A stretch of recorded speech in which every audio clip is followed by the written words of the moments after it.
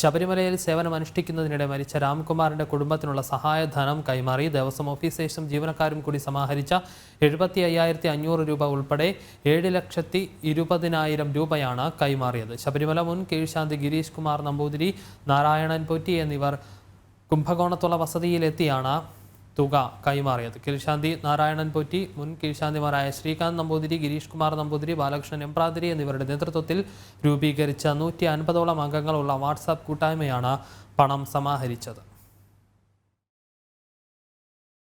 ഒരുപക്ഷെ ശബരിമലയുടെ ചരിത്രത്തിൽ തന്നെ ആദ്യമായിട്ടാണ് ഇങ്ങനെ ഒരു സംഭവം.